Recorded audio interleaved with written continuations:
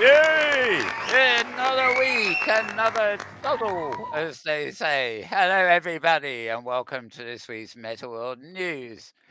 Film live in front of a virtual audience? Well, we shall see, we shall see.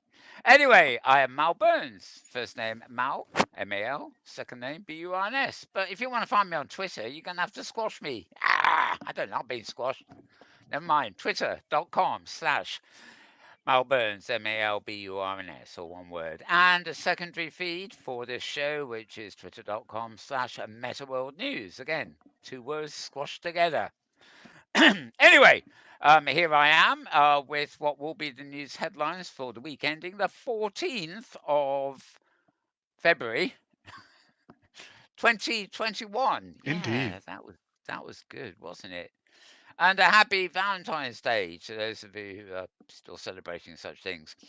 Right, I'm also joined by that voice you heard in the background there briefly by James Out Loud. Welcome, James. Oh, well, thank you, Mal. Yes, I'm here. I am again doing our exciting show, and I should have found a some kind of a Valentine shirt. I didn't even think of that, but instead I have a Oh, shirt. I forgive you. Yeah, I forgive yeah, you. I yeah. don't really. I don't really. I wouldn't feel comfortable getting a Valentine from you. Okay, okay, good to know. That makes a lot. That's a lot of sense. But just Yeah, I know what you mean. I did find a fun shirt, and this shirt is from it's from a store named Entity Store, and I don't think I've featured this creator before.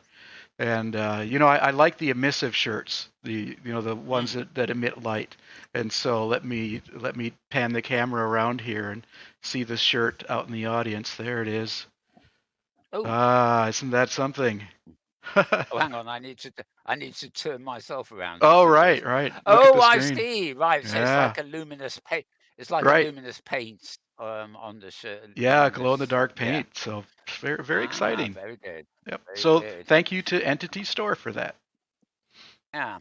Ah, very nice. More of a glow than a twinkle, Yeah, as I it guess were. I'm just Yeah. a party animal, and I like Yeah. my party shirts. Oh, I like party costumes. I'm just too lazy to go shopping for Right, right. them, which says something, really. Yeah. Anyway, well, that is good. So, also credit where credit is due. I'm the one who blabbers away here. James is the one who operates all the cameras, and does quite a hard job fiddling with knobs there behind the scenes. He's projecting my desktop to you. He's projecting my avatar to you, and anything else that comes up. To be honest, so good on James for that. Well, thanks, Mal. Anyway, It's a challenge for an old brain, so I do what I can. I know. Well, I used to do a lot of that kind of stuff myself, and I tried Right, to do some right. filming in the week, and I realised, well, where the hell has my brain gone? It's like skills seem to be becoming rapidly Right, forgotten. right. Less about this said, the better, I think. Nah, yep. Very good. Oh God, how long before I can't do news anymore? That'll be a thing. Yeah. Also, okay, you can show me my new best friend on screen just Oh, for right. once. Why not? Here he is, or she is. I'm not quite sure which. I haven't been able to examine her fully. You only actually see her. She occupies my whole screen, and what I'm projecting here is only a quarter. But anyway, when I'm not doing anything, she comes on and she's so sweet. And look at all that texture, and it's so cuddly, aren't you? Anyway, that's it. Love it, love it. She doesn't talk very often, so that was a surprise, Yeah. wasn't it? Eh? Yep. Yes. Okay. So now to get back to the real thing, so to speak, let me just a quick no real pictures this week, to be honest. None of any interest here, anyway, except for this one. I thought this was a interesting editorial comment on the dangers of hooking your smart glasses into a Microsoft Windows system.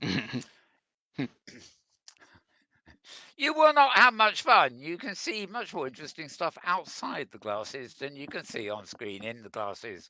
But I'm sure many of you are already familiar with that scene as well.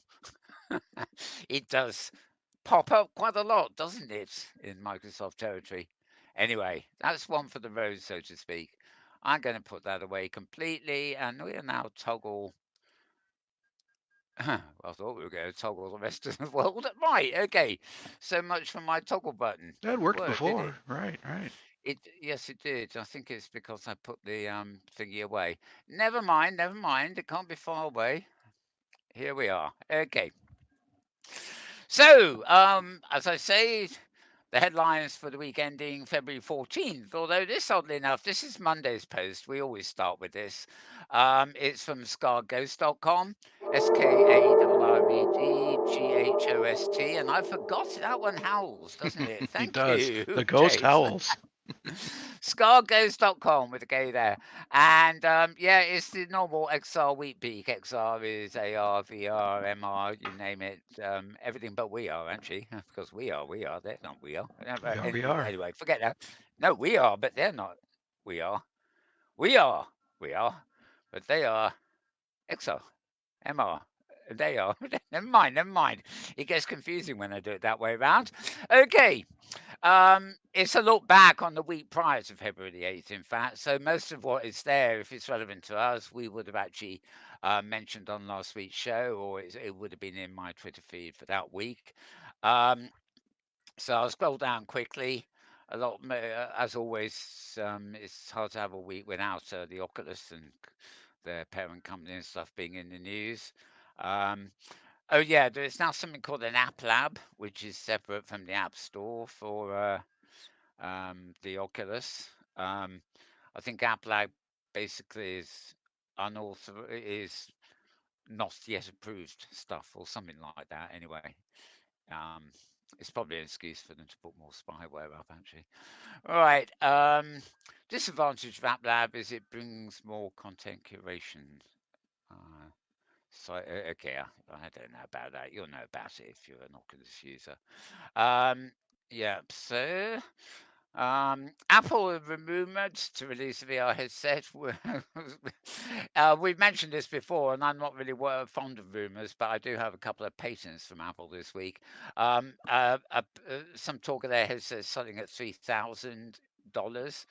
And this is if it's a VR one, but then looking at Apple's XR pans, then there's talk of AR too, because especially since they've got the LiDAR technology coming up on everything portable. And in fact, interestingly, this week there's Apple TV had a science fiction alternate history program called For Mankind. It's kind of history of the space race, but in an alternate history where Russia got there first. And season one's all gone.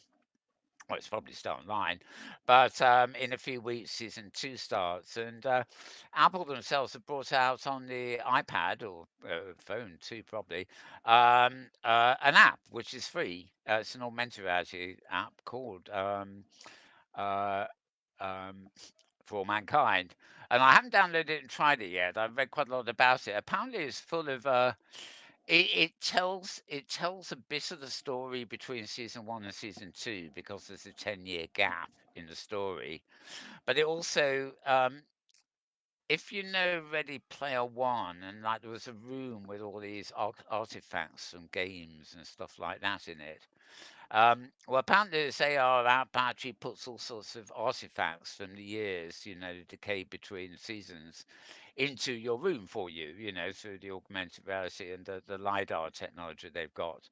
And of course, Apple being Apple had to put the original Apple from 1984 or whenever it was in there. Of And course. Of so course. Right. they've got a bit, but you can examine all these sort of things like Walkman cassette players and even LP records, I gather, sort of stuff that is now so out of time. It's hard to realize that that is really history now. I still fondly remember those things.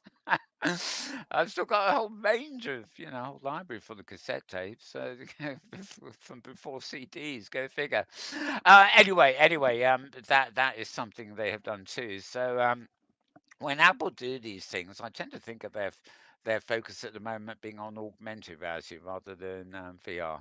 But anyway, interestingly, Skull Ghost, Anthony as he is, It comes down a bit further on because he said he did an interview. Well, he did do an interview. We saw it with Robert Scoble, who said that Apple is working on at least 19 different prototypes of XR devices, and that this rumor is probably just one of them, one of many experiments that will never see the light of day, etc., etc. So, not to go too heavy into that. Also, the news about Magic Leap number 2 is coming at the end of the year. That's still a long way off the end of the year, and etc. etc. Um, HoloLens news a bit there. Always an awful lot of news there, actually. So, if you want a little refresh from what was not last week but the week before, check out scarredghost.com, SKARREDGHOST.com. And February the 8th, you've got the week peak. And there'll be another one, of course, tomorrow morning, February 15th. So you can have two for the price of one if you really want to. Meanwhile, we'll get a bit of our own stuff underway here, I rather think.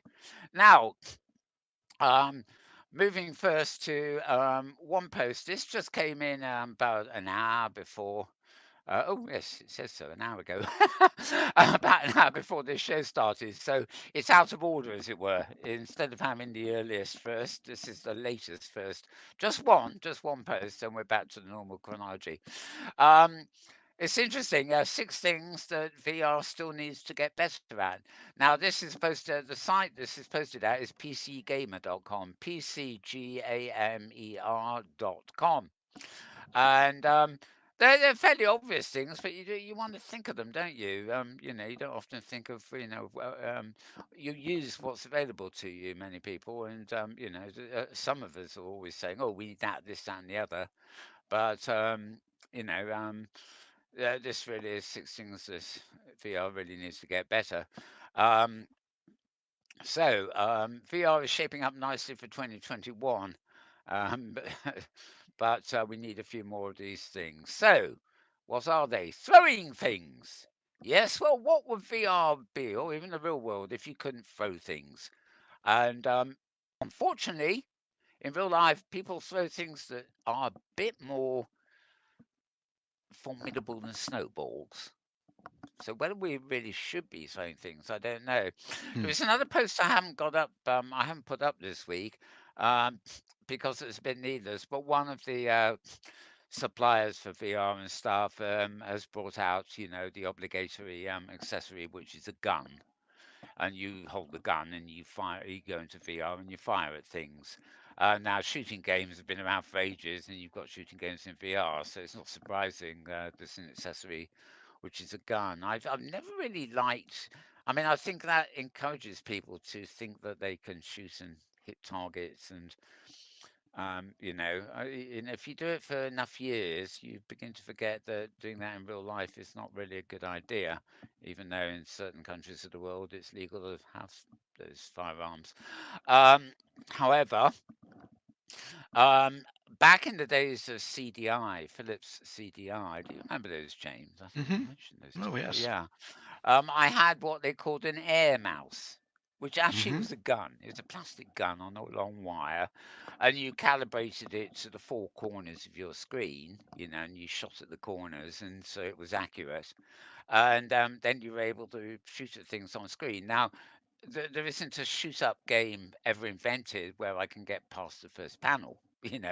I cannot accurately kill anything I need to kill. And on the other hand, the people I encounter seem to be uncannily accurate at shooting me dead.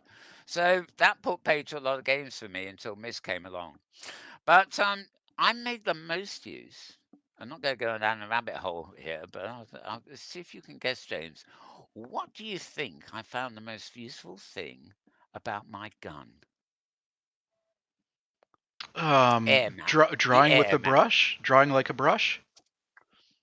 No, no, not at all. Okay. Something really unusual. Yeah, air gun they called it. It was to look up references in the huge encyclopedia on CDI. Oh, okay. I simply shot it. This was before we had the net, right? Hmm. But by God, that gun was great. I just shot at every hyperlink. Okay. and I was at whatever I wanted, and Right, right. compared with there was a cursor on the remote control, a bit like you get on DVD control, Blu-ray controls now. It's part of the course now, or you have an interface on an iDevice or something. But back in the day, it was an unusual remote control because it had two buttons, I think, and it had a button on the side which was like a right button, but then it Hmm. just had this rotating thing, and I couldn't, I can never get it to accurately move the cursor to exactly where I want it. But once I calibrated the gun, well, Yeah. Oh, link, I love the air link. mouse, but I don't remember it being gun shaped. But I use that for Oh, presentations a lot. Because, to try and move a mouse while you're standing on a stage, you got to walk over to the podium, grab a mouse, and move it around. And the air mouse yeah, was wonderful. So I yeah. really appreciated Was that. this is this the CDI? No, this was this was for a Windows PC or Mac. It was a Oh, right. USB Okay. device. Yep. Yeah, but this was Philips did this. It only worked with CDI, unfortunately, Ah, but okay. it had what looked like a serial port, but it never worked on any other Yeah. device. But yeah, it only worked with CDI discs. But you could scroll through photo galleries and art galleries and things. There were a few other things I used it for, but Yep. I just remember firing at links was just great, because you could see on screen whether you got it in your sights or not, and you didn't need to be too accurate. You didn't have to be pinpoint accurate like you're shooting a person in the distance. So I just clicked on links, and once I got used to it, it was just natural, Hmm. and it was really lightweight plastic too, so there was no real stress weight on my wrist as I used Yeah. it. Another mouse Anyway, like that was the gyro mouse. Did you ever have that? no, no. Okay. In fact, the only remotely airy kind of mouse thing I guess I ever had was that on CDI until I got Hmm. the Leap Motion device, and that Yep. Yep. hasn't been that hasn't really been good enough. Maybe at the end of the year when this new device comes out, I'll Yeah. investigate again because I love the idea of flipping my hand just to flip pages in a flip book or Yeah. scroll up Yeah. and down a page. Yep. And it's good exercise for the hand. I mean, I know clicking. So, I'm attached to my mouse. Every finger in my right hand does something on my mouse and does it all the while. Hmm. But what's it called? Repetitive strain injury. I'm bet Yeah, and carpal tunnel. Yeah. over the years, I'm beginning to find, this is second nature to me. Why is it not as as fluid as it used to be? Anyway, let's get back to the real world, or rather the virtual world's feeds. Um, yeah. Anyway, so six things VR needs to get better at. Well, saying things apparently is one of them. Motion sickness. Well, a lot of people have addressed that in various ways, but it's still notorious, and it's yeah. It's more than just motion sickness. It's where when your eyes tell you your brain when your eyes tell your brain you're moving, but your body doesn't follow, that actually creates nausea. But it's not all just movement. You can get the same kind of nausea from anything that involves a disconnect between physical reality and what you are seeing in virtual. Um, Anyway, they talk about Valve's recent work with OpenBCI, which is trying to address that with a headset that interfaces directly with brain signals. More on that later, I hasten to add. Um, yeah, pricing. That is something VR still needs to get better, apparently. Hmm. Although some of the cheap consumer stuff from Oculus and stuff has come down way in price compared with the professional stuff, as it were. Right, accessibility, that needs to be addressed. And headset comfort. Well, I'm the first to agree with that. You won't get me to. I won't moan about the comfort. I just won't put the damn thing on, will I? But there you go. So yeah, these are a few things I've raised from time to time myself. Oh, and of course, if you're in full leg VR, leg movement is okay using your hands and your controllers. But what about them legs? Well, I'm not too bothered about that. That would mean standing on my legs. I don't do things like that these days. Hmm. I did that when I was younger. Don't do it now. Got to have a You seat could or virtually lie walk up down. your stairs. Oh God, that would help. Yeah. If only it did that for me. Right, right. Yes, for those folks at home. Yeah, tip it there. I have a problem with my stairs. 6 flights of a Dutch sort of architecture house. Not Yeah, fun, yeah. not fun. It's nice being on the top, I guess. Apart from that, Yeah. right? Okay. As I said, that was a post that came into just recently, and that's pcgamer.com. So moving down the list, and we're back at the beginning of the week, following the XR week peak and everything else. Um, just a useful link here, really. This is a list of all podcasts dealing with storytelling and immersive content. Today, information is no longer only written, it's also oral. Switch your headsets for headphones and discover a selection of podcasts dedicated to immersive storytelling, virtual content, and the XR industry as a whole. Guess who comes number one? I'm pleased to see Voices of VR, Mm, Ken Bai. Have one of his coming up a bit later in the program. One I'm not so familiar with, Alex Makes VR. Um, I must look this one up actually, if I remember. It is to do with storytelling and things. I think I've come across it now and again. It may be just one that is not regular. But you have the links here anyway. Well, let's do it first. The site we're at is just called xrmust.com. So it's xrmust.com, as in things you must have for XR, except xrmust.com. The No Pro podcast, we got one of those coming up a bit later in the show, or will be. In fact, it's this one we'll be looking at.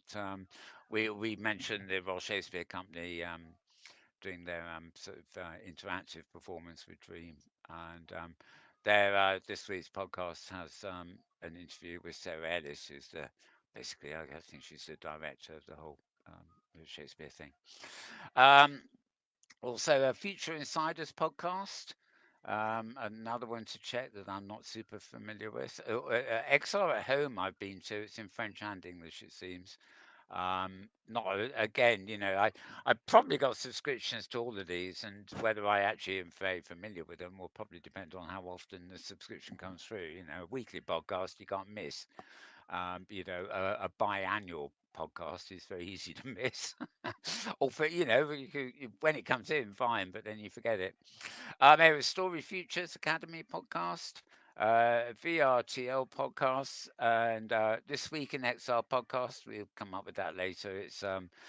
Um, it's both things involve Charlie Fink. There is the podcast, which is audio and on YouTube, which is like a Zoom kind of YouTube. But there's also a website at Forbes, which Charlie edits, called This Week in XR2. And it's not, the podcast is not the audio version of the website. They are two separate things, but they share the same name, which is slightly confusing. But obviously, it helps for PR for both, I guess. Linear de-stitching in Italian. Well, I don't know about that one actually, but there again, I don't speak mm. Italian, so there you go. And the VR download, which is one we talk about a lot here actually. It's broadcast on Virtual Studio, and the early one of the week is for tech, and the later one of the week on Thursdays is more about games and stuff like that. And I don't actually know where there's an audio version of that available, but I mean it's a YouTube video cast, and you can always put the picture away and just listen Right, on audio. right. And then virtuality podcast, which is one in French too. There are a number of others, but it's just useful to have a site pop up that gives you a list of ones you might want to catch up on there. So that's xrmust.com, xrmust.com. Right. Well, we mentioned Apple briefly a minute ago, or half an hour ago, maybe. I don't Mm, know if I was in a rabbit hole at the time. Right. Apple are now seeking a patent for AR/VR video recording with multi-angle playback. Now, forget the Apple rumors, and also remember that when Apple and other companies get patents, it doesn't mean they'll ever use them, but it is significant they've got them. In other words, they've seeked they're seeking a patent because they have a very good idea and something they think is going to be useful. Um, They may end up shelving it, but they still consider it worth getting the patent on something they've basically invented. Um, so it says they're showing an interest in recording. Um, they're developing a fully recorded AR VR experience that can be documented and replayed later. Now, there's a couple of archive things for virtual worlds and things like that, and its general consensus has always been, well, simulators and things go up and come down and disappear all the while. The best way to archive a virtual environment is probably just to make a video of it. You can experience what it was all about, although of course you lose all the interactivity. Sometimes on OpenSim, on the hypergrid, you find the old grid that's actually archived a build that maybe it may have been a really big popular build once in Second Life, but the creator's long gone or no longer funding it, and so it gets archived on an open source simulator somewhere for posterity rather than being ripped off to be used for commercial reasons. Um, but how we all know that the Internet Archive can archive stuff on the web, whether it's music, videos, or just web pages.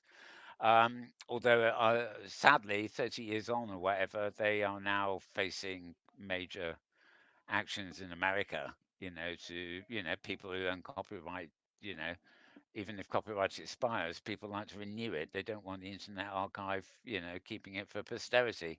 Um, Technically, in the real world, they've always been, um, you've had things like public lending libraries, for example, which pay royalties on books, although they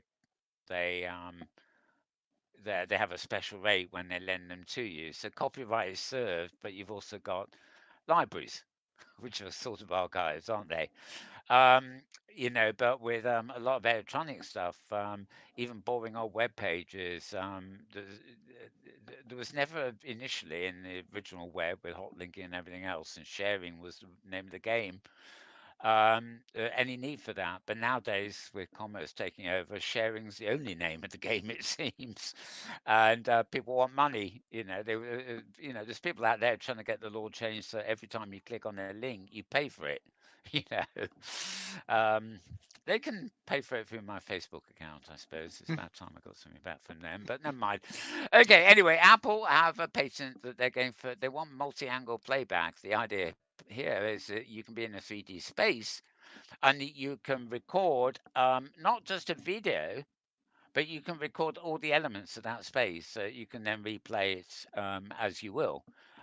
They use the expression replay, but I'm thinking of not so much huge virtual worlds like OpenSim or Second Life, but things that installations that are published online where you go in, it might be like a gallery, you wander around, you can interact with things and whatever, and you can do it all in your own order and everything else like that. Now, a video will only ever show you the video filmer's perspective. So if there's a lot of interactivity and looping around involved, video can never fully show you that. You end up with the path, as it were, chosen by the filmer. But many interactive things, of course, have multiple paths. So if you had a method of recording the entire environment, it means it could then be recreated and played back a bit like a video, except that all the pathways and things like that would be intact as well. It would basically copy, I suppose, the whole essence of the installation. Now, they refer to it as recording, but I mean, in a way, it sounds like it's like you could take a Flash interactive, little installation back when Flash was, okay, and you could copy the whole Flash file and download it, and then you could play it again at your heart's content. You weren't limited to just one-time use or whatever. You could every time you loaded it, you could go into a different path if it's that kind of thing. So there have been ways to do that before because if the object, if the thing you want to record is actually a compacted object of some sort, it's probably easier to copy the object and then revisit the object at your leisure rather than actually open the object and go into it to record it. But anyway, this is what the patents they're playing with, so who knows? what may actually come with it. You can actually find this particular post at virtualrealitytimes.com. So that's three words in one, virtualrealitytimes.com. That's the one I don't like reading. It's very confusing, but virtualrealitytimes.com, easy enough to remember, I think, actually. So moving on, I have a 503 service unavailable. What is this? Well, not anymore, it isn't. Okay. Voices of VR. I mentioned Kempai earlier, of course. And guys, look at that. 976. I mean, 24 episodes, and he'll be on his 1000th episode. That's something. Right. This is about XR ethics. It's a white paper invitation from the launch of the IEEE Global Initiative on the Ethics of Extended Reality. Um, so there is an invitation going out there. Um, and Kent is on the executive committee. Um, okay, there is stuff to play back here. Oh yeah, he does an initial survey of the various issues. Um, yeah, you can sign up there and everything else, but he has got a survey there which is done in audio kind of video format. You can play back. Um, So it counts as an episode of Voices of VR podcast, sort of. Hmm.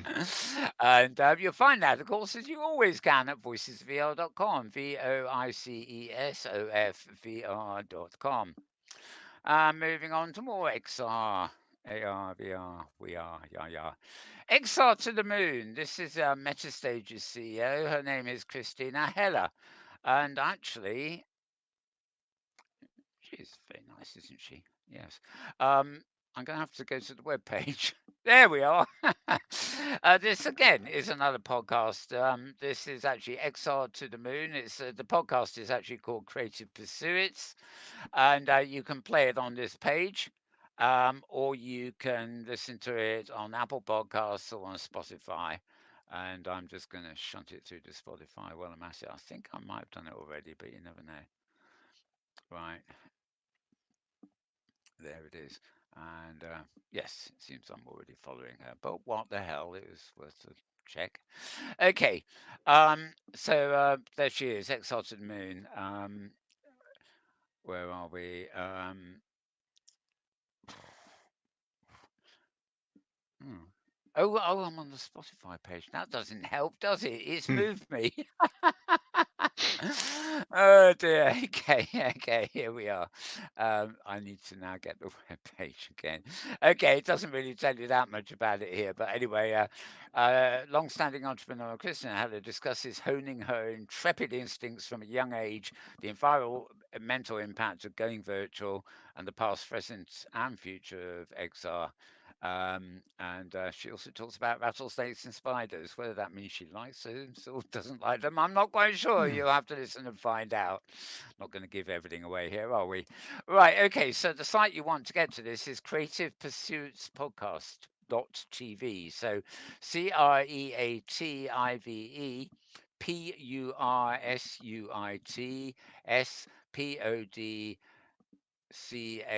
CreativePursuitsPodcast.tv. So Creative Pursuits Podcast, all three words squashed together then, like the web does with everything. It's a squash job. Always remember if you're trying to invent a website name for yourself, always remember what it's going to look like squashed. It might seem a bright idea when you've got spaces and you're coming up with a nice name, but doesn't always. It's not Loud.com always works so. pretty well. Yeah. Malburns.com is fine. Yep, yep. Um, go.com. Yeah, things that you can remember. Yeah, I Mm-hmm. mean, it's not that bad, but Creative Pursuits podcast is it's not the easiest to remember, but even if you do remember it, because it's three words squashed into one, is it, oh, darn, was it Pursue It podcast or Pursue It's plural, which it is here? Yep, Just little yep, things. yep. Anyway, moving on. Um, okay, my apologies in advance. The next post actually has the F word in it. So here we are. Editorial: virtuality is a market to lose. Yes, indeed. Oddly enough, I was really attracted to this article because I thought, oh, great, they're going to tell us all the reasons the Zuckerberg is putting his foot in it or whatever. But actually, it's far from the case. Actually, it's more a summary of all the things that I don't know whether they're doing right, but I mean, I suppose the implication being is that if they screw it up, they're really going to screw it up because at the moment, they're in the lead. Um, Even though their product is not exactly, um, well, the hardware product is maybe palatable, but the software products to go with it, um, also by Facebook, so to speak, are far from ideal. Um, okay, solid numbers hard to come by, but four figures make it hard to see Facebook as anything but dominant. Sony's PlayStation sold more than 5 million. Okay, they reckon Oculus Quest 2 is still on track to be the mainstream VR headset. Is there any evidence that that's not right? So they have a look at that, but they don't seem to find any really. Um, um, Oh, actually, this is quite interesting. Oh, my virtual world Mars has gone to sleep. But James and I discussed this last week, the fact that Facebook Messenger has been rolled out on Quest. And I thought, why? And then, of course, James told me all the reasons why, didn't you, James? Mm-hmm. Oddly enough, though, what I was thinking seems to have been reflected during the week in a lot of other posts and stuff. So I really think if it's useful to you in the headset, then it's good it's there. But the idea that you would actually put a headset on to use Messenger is fairly unlikely. So if you're in the headset already, and you can fire off a message or receive a message via Messenger while you're doing whatever you're doing in the headset. That's the good side of it. The use case for actually deliberately putting on a headset to do only send a message is the dubious half of that. But That's just I silly. thought, Yeah, that's just silly. Why would yeah, someone do that? it is. Yeah, exactly. It's like putting on a headset to do something that's easier and simpler to do on a It's like putting on PC. bat wings to go swimming. Yeah. Yes. Yeah, exactly. So, it's driven by use case basically, whatever. But they do mention everything here. The way they end here is VR developers want competition in standalone VR, but who's going to step up against a lead that's been building toward this moment since Facebook acquired Oculus in 2014, 6 years ago? And some examples. What happens if you could watch new episodes of The Witcher or The Mandalorian with your faraway friends because Facebook will have secured deals with Netflix or Disney to make them easy to do from Messenger? Or what if you could listen to Spotify with friends in your virtual home? These are the type of deals we might expect Facebook to um, uh, try to make time inside a virtual sorry, to make time inside the headset more enjoyable. um Virtual reality is our ticket to other worlds, and a Facebook login is remarkably close to becoming the most widely accepted passport for entry. So yeah, it's back in the days of Second Life, Richard and people thought, oh, this is the core of a future metaverse, but then it never became compatible with its cousin, shall we say, OpenSim. There were some experiments, but it always came down to, it's not what they just call copy protection and virtual assets and all that sort of stuff. Everybody's got an issue with one thing or another. But it's the equivalent of real world border controls. It's as simple as that. Um, these closed gardens want to protect their borders, and they want you to have a passport for entry. And then when you're in there, as long as you've got money to spend, they want to keep you in there. Even these days, you can't link to Facebook without going to Facebook. Facebook, even if you don't think you're in a Facebook proper, it opens an iframe or a pop-up, which is registered as a click at the Facebook empire. So they constantly know where you are and what you're doing. And I've still got things like Issue, which is the flipbook reading site online, where so, there might be another way to get in, but I mean, I originally, from many years ago, just signed in with Facebook, and now I can't. The only way I can get in is to, if it's normally open, but if it's not, so if I have to sign in again, I can only sign in via Facebook.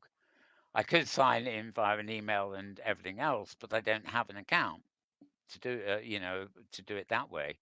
Because when it started, I could only do it via Facebook. And if I create an account to do it without Facebook, obviously all my library of magazines and documents will be lost because they only belong to the account that uses Facebook to log in. So it's, well, anyway, I've always got the moan, haven't I, when it comes to this stuff? Anyway, so this post is at uploadvr.com, uploadvr.com. And yeah, indeed, virtual reality is the F word market to lose. I have So a there we sound go. And effect. I have a sound effect for trying to do things without your login. fair enough. I'm sorry, Let's hear it. Dave. I'm afraid I can't do that. Oh dear, oh dear, oh dear. Of course, the alternative, Yeah. even in a headset. Oh God, it's gone away now, hasn't it? Of Yeah, course. it has. Oh dear, I did have it. I had it up and ready, but of course I've let. There we are. That was the Oh, right, alternative. right. From the beginning, you remember that earlier on. Yep. I'm going to put it behind now, just in case I want to use that again. Right, It's got a right. good graphic. Okay. Yeah. Anyway, so upload VR for that particular article. Now, the next site we're at is TechCrunch, a well-known site, of course. TechCrunch.com. And a company called Nanome or Nanomi, they've raised $3 million to help scientists get up closer with molecular structures in VR. This is kind of interesting. I mean, molecular scientists have been using software, which is a primitive form of VR since the world. It's almost as old as um, air flight simulators. As a 3D thing. But what they're working on here is a really enhanced thing. I'm going to switch over to their webpage. There you are. They've got an example of VR hands manipulating molecules and stuff there. That's about all that they give you. So let me go back to the reading view. Um, okay. Understanding structure empowers users to understand their design's function. R&D process for drug discovery relies on 2D monitors, keyboard, and mouse, which limits the understanding of complex 3D structures or interactions and contributes to massive R&D costs, average 2.5 billion per drug. Um, so they now think that Naomi's platform here has become more relevant during the COVID pandemic, as researchers might be forced to work remotely on occasion, limiting their access to in-lab technology and software. And I would imagine actually manipulating the molecules and proteins and all the stuff that is COVID itself, not just working. It's okay having molecule scientists using screenshots and screen sharing on Zoom, but far better to actually have a virtual 3D whiteboard where they can all go in and examine the simulations of the molecules and interactions live. So very, very important field at the Mm-hmm. moment to be, boosting the, shall we say, the 3D capabilities to include VR. Not necessarily headset VR, but just a shared environment where you can interact and experiment in 3D space. So, yeah, the idea of Nanome, the company, I guess, came from CEO and co-founder Steve McCluskey's time in the nano engineering program at UC San Diego, where he saw the need for a better understanding of three-dimensional molecular structures. So good on them. Right, the post, of course, at techcrunch.com. Now, this is a shock horror. Guess what? your name, sorry, your brain isn't the same in virtual reality. Da, da, da, da.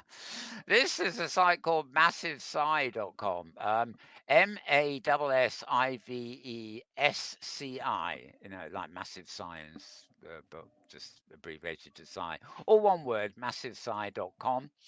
And VR is widely used to study the brain, but it isn't the same as real life, and this is having real world consequences. So, well, I was just saying you can see molecules better in VR than without, but now maybe you've got to see the brain as well. I don't know. The researchers are great, aren't they?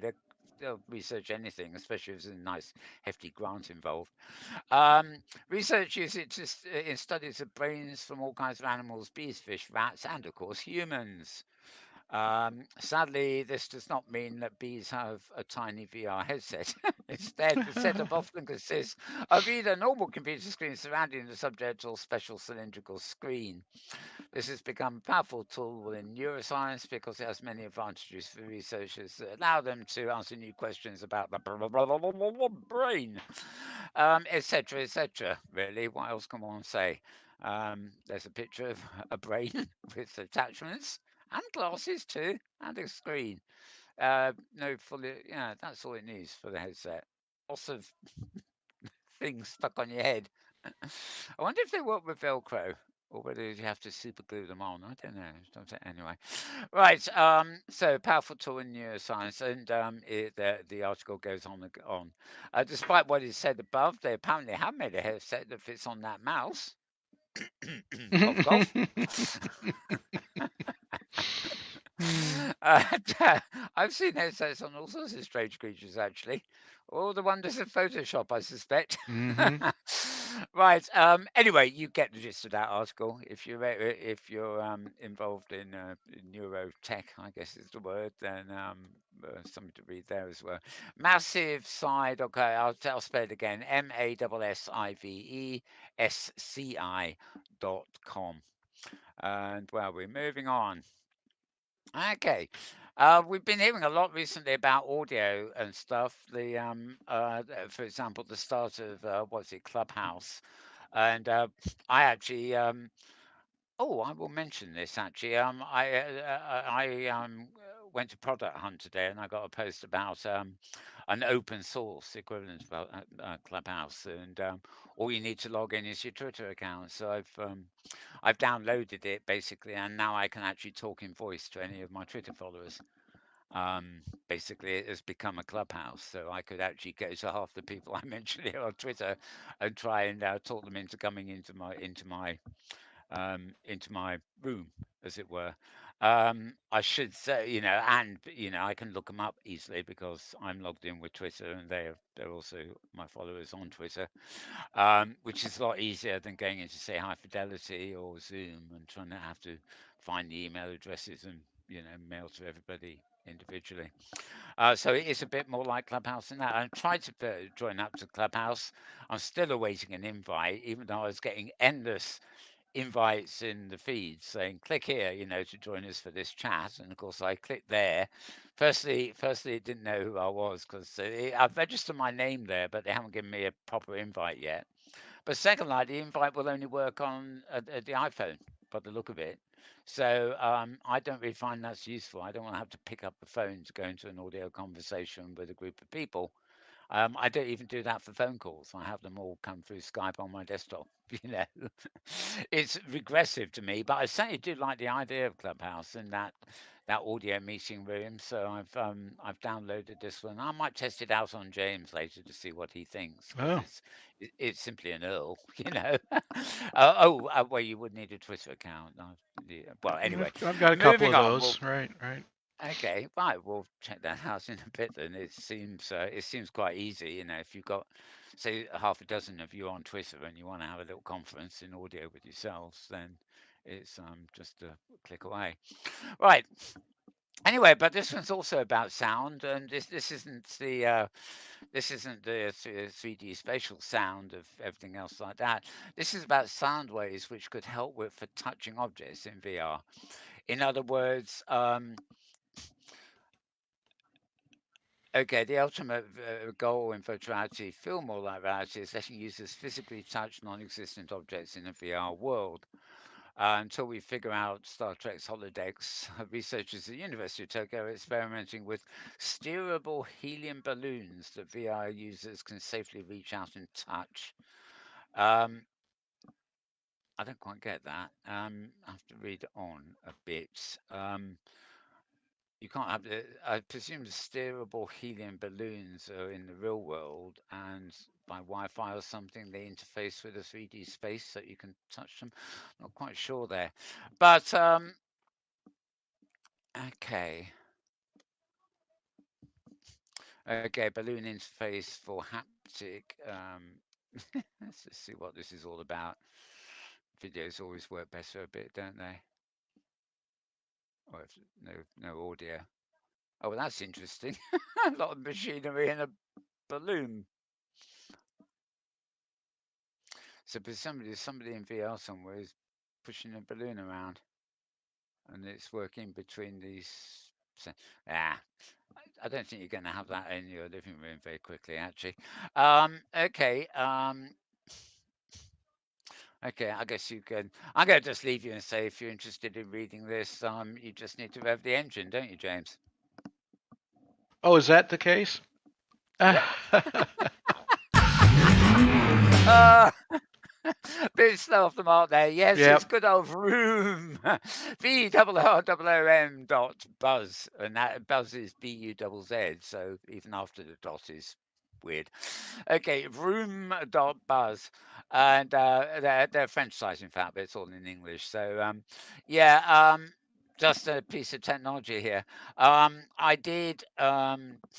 It seems to be something very different, but I've read a similar article which where the idea is that you attribute sounds or not actual audible sounds necessarily, but sound waves to various objects, and you can um, get them to react. Using sound waves. I think it's more of an AR kind of thing where they I think you will put a ball or something on your floor through an AR screen, and you will be able to touch and move the ball, which you can obviously do in AR anyway, but somehow it would link to a real ball. I don't know. I don't know. Who knows what the future holds? Fascinating, really, but if it ain't here yet, it ain't here yet. Okay, moving on. And this is another excuse to rev that damned engine again. Yeah, it will start in the end. Don't worry. Eventually. Right, how new? Eventually, it will start. Yeah. Anyway, we got a second. We got a second little poke there. How new VR projects are exposing social injustices. This is much more easier to get to grips with, I think. And it's an essay from MIT students' Open Documentary Lab. And new VR projects which came from Sundance illustrate the potential of the medium to instigate change. So really a kind of VR article here. Obviously, that picture is something called Prison X. The Changing Same, the Dilemma Trader. Don't know that one. I didn't play this one.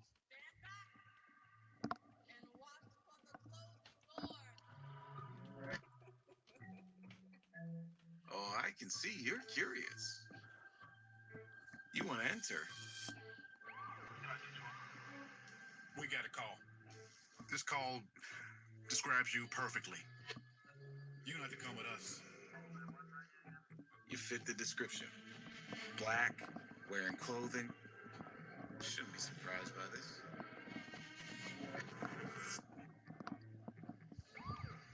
Listen, these are some serious charges. A Class D felony assault carries a 3 to 7 year sentence in this state.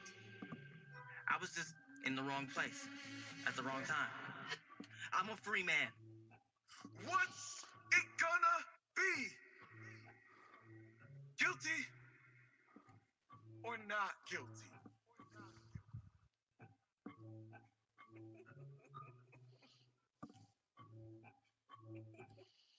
Ah, that seems rather interesting. Almost a movie.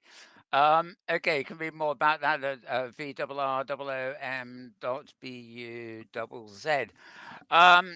That movie, that little video reminds me. I'm currently watching. I like doing binge watching on things. I'm currently watching something called Black Lightning, which is a DC superhero, but it's a black superhero for one thing. But also, I'm very impressed by um, the balance of the cast. It is mostly black people in America, with enough whites. It reverses the balance of the casting that you normally see on television, where you've got so many obligatory black people, but usually dominantly white. This is entirely the other way around. The white actors stand out. I won't say like a sore thumb, but as being the minority. But it also raises the superhero side of it is really played down. It raises an awful lot of issues, and things like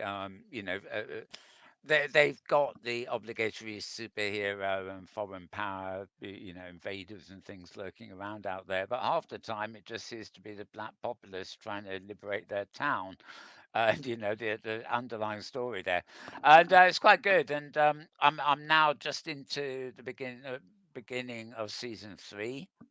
I'll probably finish it tonight. And I point that out because I was prompted by the fact that the first episode of season 4 has just popped up somewhere.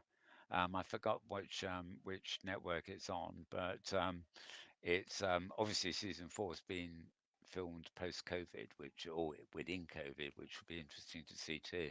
So yeah, that's Black Lightning, but that is just ordinary TV. But this project certainly sounds a good um, great thing to watch too. I mean, that little clip made me think I'm in a movie. I'd love to actually just continue the whole thing, as it were. I don't know how long it is. The Changing Same, it's called, an ode to black communities' resilience and resistance throughout the US history, and a wake up call. Okay, it doesn't say. There was a quote halfway through by there from Kent By, Voices of VR, of course, saying how great it was. Um, but I don't know how long it lasts. And it's not even that clear. Just want to. Okay, I think you're probably going to have to go here to find out more. I can't see an immediate thing telling me where Prison X itself um, can be found. I mean, I presume it's probably on the Oculus machines. Um, it's from the MIT's Open Documentary Lab, anyway. That's for sure. There might be clickable ills here that aren't very visible to me. I'm not quite sure, but anyway, if you go to VRROOM.BUZZ, you'll be able to find that little review. Okay, on a similar theme, um, this is a site that I suspect is going to come up quite a. I've only really started getting subscriptions from them, so it may be quite a new site. Um, the site is playability.substack.com. Now, Substack seems to be a kind of semi-authoring, semi-blogging site, a bit like Medium attempts to be. And I first found it. I think I first found it because Rosedale's got a sort of column, shall we call it, there, and I subscribe to that, and as a result, I've been able to see other ones coming up to subscribe to as well.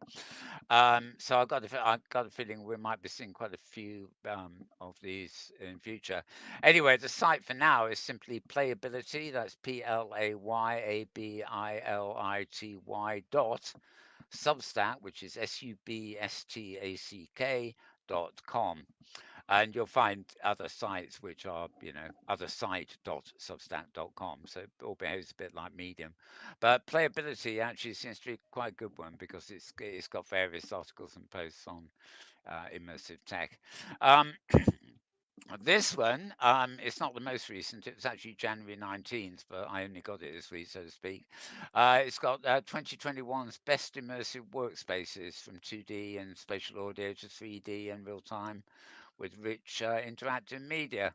So it gives a rundown of various stuff they can find. Immersed VR, workstation for collaborative, spatial IO, holographic working together. Um, Engage VR, we've covered that quite a lot. That's a standard sort of the new wave of VR workplaces. Engage VR is another one. Mozilla Hubs, we've covered this quite a lot, of course, which has now got a new refreshed interface, I believe. And Playability, 5 out of 5. That gets high marks. Virtual events for large, Virtway events, sorry. I've been to that for something. It always looks nice in the pictures, but I can't remember anything spectacular about going there. Um, VFairs, in Expo, virtual events, smaller gatherings, basically a whole load of stuff here, as you can see. So if you want a reference post listing all this sort of stuff, you want playability.substack.com. And you can always bookmark that so you can go back at your leisure.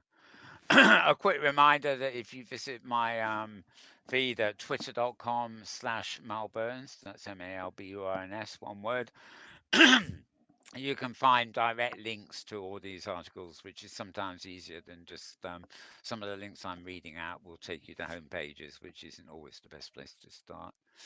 Okay, now I guess we need that spooky feeling again, don't we?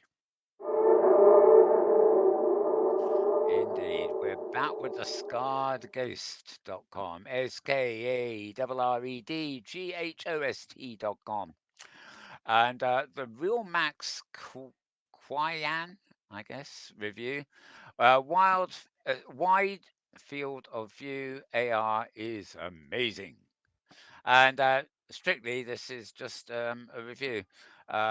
He published a YouTube video of his unboxing of the Real Max glasses, and which was quite short because his videos do tend to be short. And but now he's done a full review, and his reviews are not only very long and intense, but they're also easy to read. Whereas I find that his video offerings, or audio offerings for that matter, are very hard to. He has a very um, he speaks English, but it's with that kind of very heavy Italian accent that is not the easiest to follow, especially if he's talking quite fast. So always good to read his reviews and stuff. He obviously has his videos lined up and pictures and. Hi everyone, I'm Fantoni, the Scar Ghost. Today we are here together to review the Real Max Chan, the new AR headset by Real Life. I think you see what I mean. His first line was, "I am something Scott goes to," but it wasn't easy to. But you can get his video review there too. But this obviously has got all the technical information, the unboxing video as well. And if he chooses to review something, he's going to give you just about everything you could want, and probably a whole load of stuff you're not going to need either.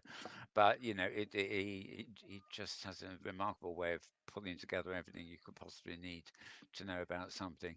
So this is scarghost.com again, SKARREDGHOST.com. And moving on, another piece of Apple sort of news. Now, as I said, we don't really go for rumors, but this is actually a very main site. It's actually called macrumors.com. It's not an Apple site, but they've been going a very long time, and they really are just a site that keeps an eye on things happening around Apple. MACRUMORS.com. That's rumors. Yeah, MORS. A different spelling from our English spelling. That always confuses me. Right. Anyway, this is more about Apple's work on mixed reality headsets being revealed in, again, new patent filings. This is a different patent filing from the one we mentioned earlier, by the way. This actually has to do with the mixed reality headset rather than the VR thing. And again, rumors, but schematic really as to how stuff might make. I saw a picture in one of the many sort of rumors about Apple during the week about would you want this on your face, and somebody had taken what was obviously an Oculus Rift and blacked out the logo and superimposed Apple's white logo on it. And I thought, well, my answer to that is the same as every other bloody headset I've ever seen. No, Yep. but anyway, yeah. Anyway, the patents were made public earlier today, which was on Thursday, a couple of days ago, in fact. And yeah, as you can see, you get a hint of what's going on because you can't obviously just ring the patent office and say, "Can I have a patent on this idea?" But I can't tell you about it because it's secret. You do have to let on a bit for them to convince the patent office to give you a patent. So a lot of it they try and make as obscure as possible. But you'd be surprised how many competitors will probably be looking at the schematics that have been published by the patent office and sort of thinking, how can we beat them to this and what is it?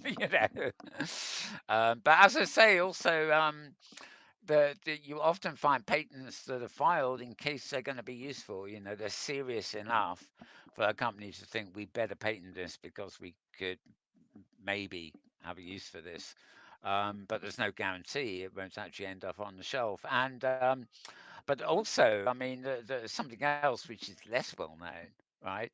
I mean, patenting something does actually cost a load of money, so it's not something to be taken lightly, right? But it is not impossible that you will find people patenting things as kind of red herrings. In other words, if Apple patents something and puts out some schematics, which are fairly obscure but get their competition thinking, they may actually be patenting something they have no intention whatsoever of developing, but they want to confuse the competition and get the competition, working on this, one-way street to nowhere.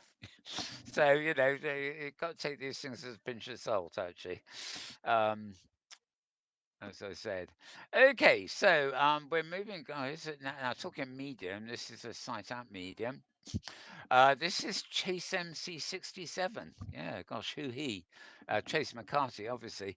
His site is CHASEMC 67 dot medium.com. And the post is entitled "The Metaverse is Doing for Engineering What Social Media Did for Content Creation." I didn't quite figure this title. I mean, it sounds great, doesn't it? But um, what did social media do for content creation? Well, masses, But why something as narrow focused as engineering for what the metaverse is doing? But basically, I guess it's somebody working in engineering. How high school kids are making millions building things with people they've never met before, and somebody makes $100,000 a month from a game he built on a free platform with somebody he's never met. And the game was built on Roblox, which of course is becoming pretty damn huge. And I guess when you look at Roblox, I suppose the appropriate word is engineering, really, isn't it? Okay. Um, yeah, a bit like Roblox and a few others are building up to be quite a sub-market in their own right, a bit like Linden Labs, for a long while was like the virtual world, not only a walled garden, but it was also a place where if you had the right idea and figured out the audience, it's a place where you can make money with virtual land or virtual goods or whatever.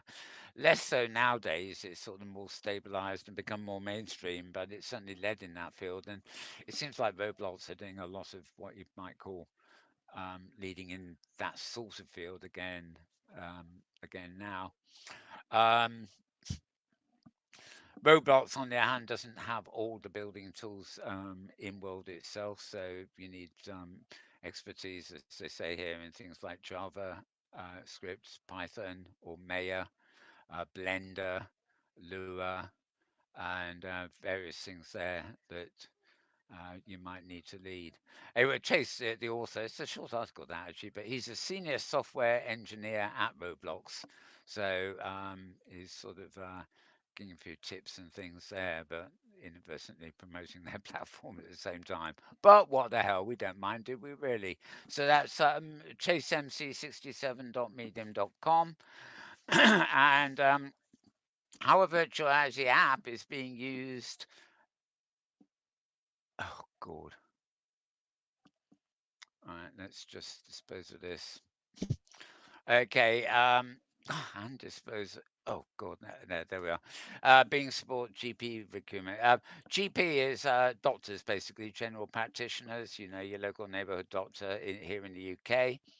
And there's a developed a virtual reality app which shows what it's like to be a GP in the National Health Service, and it's being used to support international recruitment to inspire A-level students to consider a career in that field. This got a lot of retweets when I put it up, actually, possibly because it's a sort of obscure thing that comes in. You know, it's not as though I subscribe to a feed from general practitioners. It also says at the top, this site, you can't read it, but it says this site is intended for healthcare professionals. In other words, I'm being naughty by reading it. Anyway, it is an obvious title, really. It's gponline.com, GPONLINE.com. And I don't know whether only GPs can get hold of this app or whether it's something you can, as a member of the public, download as well. Details on how to download and use the app, you have to go to GMC's site, General Medical Council. There you are, and it's got a link to the iPhone App Store. So it's the Wonder VR app that you will be wanting there. Especially if you're a doctor, or as we say in the UK, a GP. So that link has just led me, by the way, to gmc-uk.org. O-R-G. Right, moving down my list again. Where's my list gone? I don't know where my place is. This is bad news. It should be highlighted. Oh, I moved pages, didn't I? So it's not highlighted anymore. Okay, let's see. Right, okay, I mentioned this earlier. No proscenium, or however you want to pronounce it, have their own podcast. This was mentioned in an earlier roundup of podcasts, actually.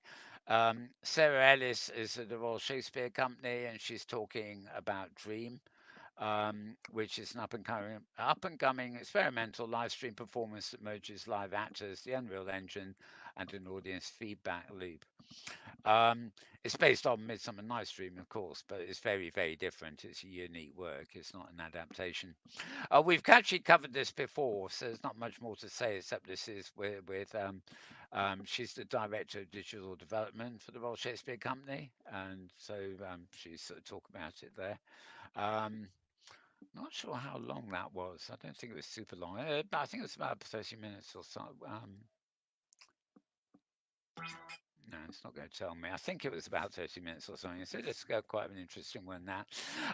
The site you want. You can get this through podcast, Apple Podcast, Spotify, whatever, if you want anyway. But to look it up here, you need to go to No Proscenium. Well, let's go for it. NOPROSCENIUM dot LIBSYN.com. So it's noproscenium.libsyn.com. And yeah, you can find the direct link, of course, by going to twitter.com/malburns, and in that feed a few days ago, you'll find the link to that. Well, a few days ago, it's actually only 2 days ago, Friday, February the 12th. That's very, very up to date now. We're getting near the bottom of the list, as they say. Right, mind control for the masses, no implant needed. I like it. Right, this is wired.com. This is normally a paywall site. I can't be sure whether it is here because my reader here seems to manage to bypass paywalls, which is great for me, but I don't know about you lot. Yeah, well, Wave of Startups wants to make brain-computer interfaces accessible without needing surgery. Strap on the device and think. like that. Strap it on and think. Yeah, obvious, really.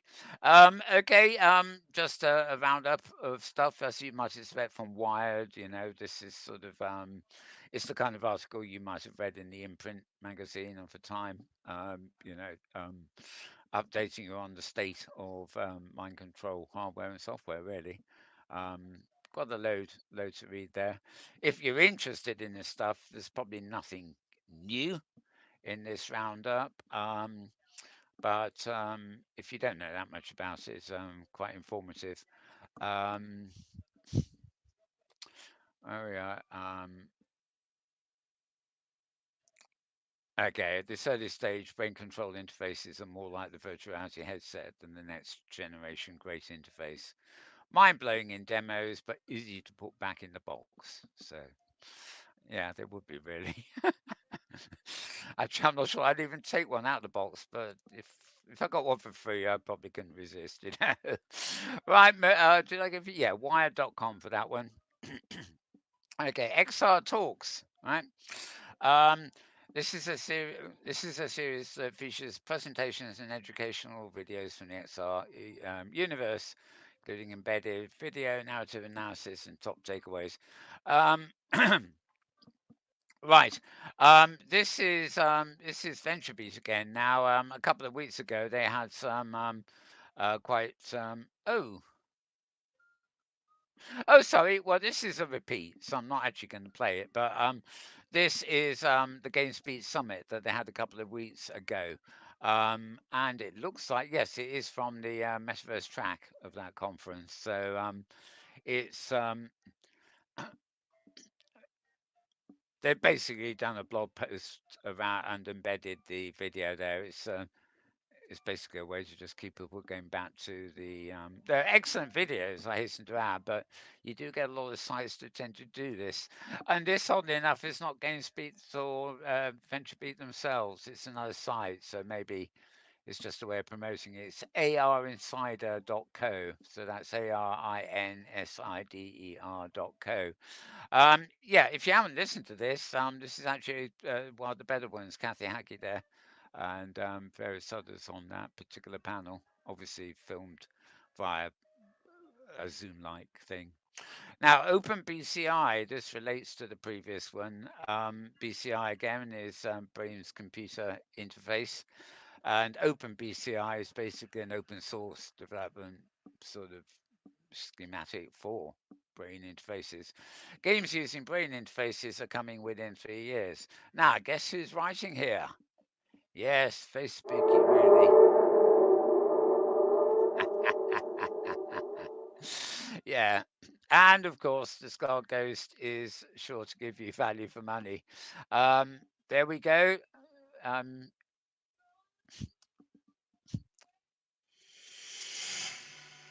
Okay, that was a pretty picture, but I'm not going to play 15 minutes worth. This is about a product called Gallia, a hardware and software platform for bringing advanced biometrics to head-mounted displays. And as you can see, it's an interview.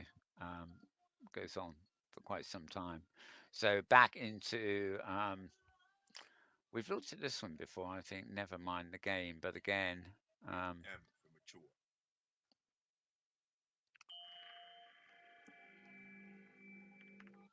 Perfect little girl.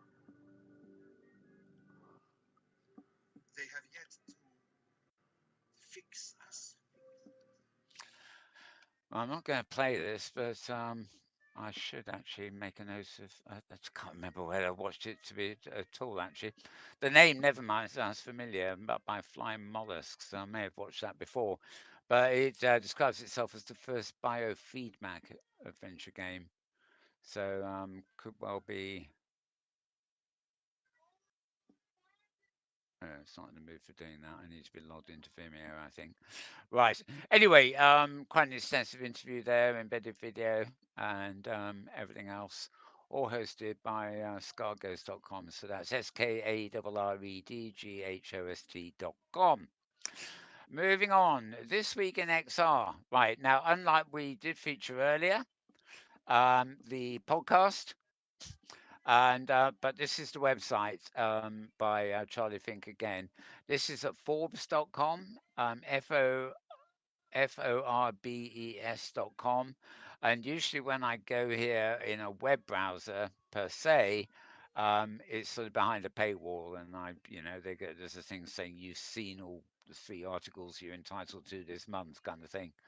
And for people like me, you go to so many places, it's really just not practical. It's not penny pinching. I can't start subscribing at X amount a week to every newspaper in the world just on the off chance there'll be a link to them.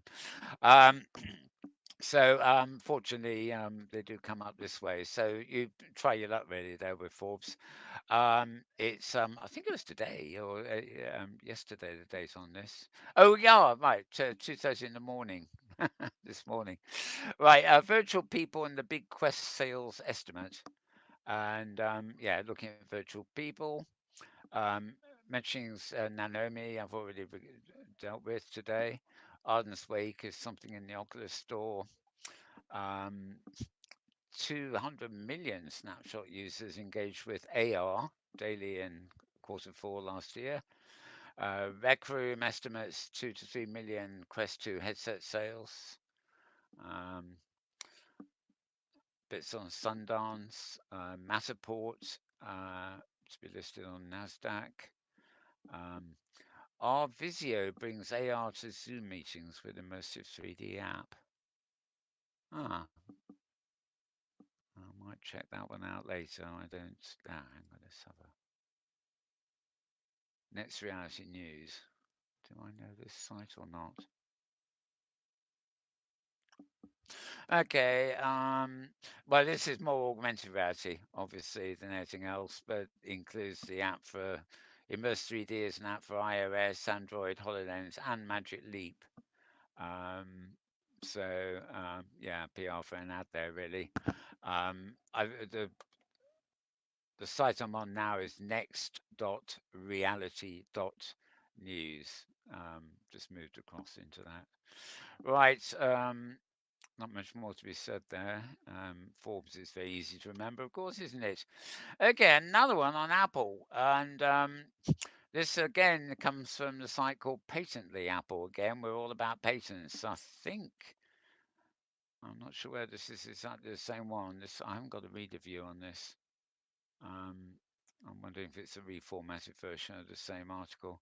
Oh no, Face Shift at GDC. Anyway, the site here is Patently Apple, PATENTLY and this is all about their eye tracking system for the creation of eye image animations associated with next gen avatars. Actually, I don't think I have covered this today. I think I was just reading it earlier. Um, the idea, I think, is to do with animating eyes that actually track your real eyes. So when your avatar, for example, is in a virtual world, not only can your real eyes track the person you're looking at and things like that, but the eyes will animate to give the person in world an impression of your real eyes, which are being tracked while you're in world. Presumably this only works in a headset that actually has eye tracking and stuff built into it. But again, it's another one. It's another one of the patent things. Um, Apple introduces neural networks to advance eye and gaze tracking in a future head-mounted display, and another dimension reveals the use of biometrics and reveals controls. Yeah, there are 5 parts. It seems there are 5 parts to the patent, um, and that summarizes all of them. So I'll leave that to you if you're interested. Patentlyapple.com. And yeah. Okay, moving on. That is really the last of the links I have at twitter.com/malburns. I'm going to do something now that I don't do very often, and that is right now, today, being Valentine's Day, all around the world, it's a celebration of something called 1 Billion Rising, which is like a woman's empowerment sort of campaign, and they're in cities around the world. But over in Second Life, it's I don't know about OpenSim or other virtual worlds, but it's sort of been a big thing for some years now over in Second Life. And Inara Pay, who's a prolific blogger from there, is actually one of the people who's actually done a preview here of 1 Billion Rising. Now, bear in mind that this is on right now. It's in American time, of course, so I would imagine it's just really sort of beginning to heat up about now if you were going after this show, for example. Um, Sunday, February 14th, 2021. When's that, I wonder? Ha ha, I knew, didn't I? Yep. Some lovely pictures of the builds here.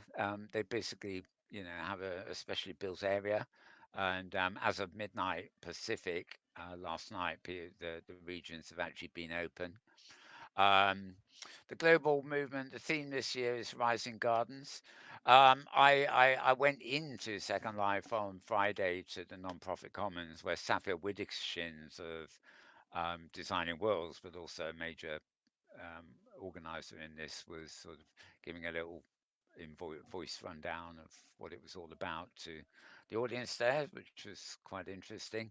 Not recorded, I'm afraid, so never is. In fact, it's not normally even in voice. So, um, but anyway, a lot of artists contributing. You can see there. It's very odd, you see this, and half of it is women's kind of empowerment, but half of it's got the heart for the Valentine thing. Sort of. Yeah, I forget the reason why it's always on Valentine's Day, because it's not. But the idea is rise up and stuff. There are a lot of videos around. Um, oh yeah, there's some of the events that are on. Um, 10 to 11 SLT. I presume that's in the morning in a couple of hours. Shanghai Trinity Sisters Fire Show of Light, Life and Love. 5:30 Misfit Dance and 7 Gorilla Podcast. But then there's a full schedule of events if you want it. There's a link there. Um, and all about why it's all about dancing. And yeah, anyway, so a nice roundup there. If you want more about that, and maybe after this show, if you're watching live, you might want to go there. Modemworld.me. So MODEMWORLD.me for that one. And also, this one is at YouTube. Worthy of a mention, I think, that I don't normally include Second Life stuff. Um, but this seems to be pretty decently produced. No interface hanging out, as I say. This is series 2, episode 5 of a show called Around the Grid, which is obviously a. I mean, I can mention a whole load of forerunners to shows like this, but I haven't actually come across one. Hang on, that is particularly well produced and actually live at the moment. And now suddenly, I've actually found this one. Um, I'm not going to play an hour long talk show. I am an hour long talk show. Why would I want to play one? Sorry. But as you can sort of hear here, you've got an interviewer, you've got the guests, and you've got an insert video. I mean, there's obviously a lot of talk. Space age technology is this? And when you finally manage to cross it, you just go right into the ground, and then you have to have someone. Level 10, there were a few things, most of them I think from Creamy. Okay, well, again, I was just playing it back to myself here. Right, it's called Around the Grid Weekly. And as you said, this is series 2, episode 5. It's obviously in English. It's called With the Sunday, Sunday, Sunday. I like the way it says it. I'm going to scroll down a bit. Presented by NFLX ABCDGQ, whatever that be. And then to make things worse, the subscriber address at YouTube you want is haiku in squared off brackets, no less. So you need one of those squared off brackets and then HAIQU and then close the squared off bracket. Not the easiest of things to remember, is it? I suspect if you just remember the HAIQU and do a search, you'll probably find it. Um, but again, if you go to twitter.com/malburns_writer, which is a feed I do for arts and destinations in Second Life, which I didn't normally cover here, but you'll find a direct link on that feed as well. So a little rare PR for that while I'm here. Right, moving on. This is a link you'll find at our Metaverse news site, so twitter.com/metaworldnews, or one word. Only a couple of things there this year, this week, sorry. This year indeed. The Wizard is waiting to receive you. Now, I'm a big fan of Karima Hoisan. She's done an awful lot in Open Simulator, um, all over the place, different grids and everything else. She also writes poetry, which I get as a feed every day, along with virtual world pictures to go with it.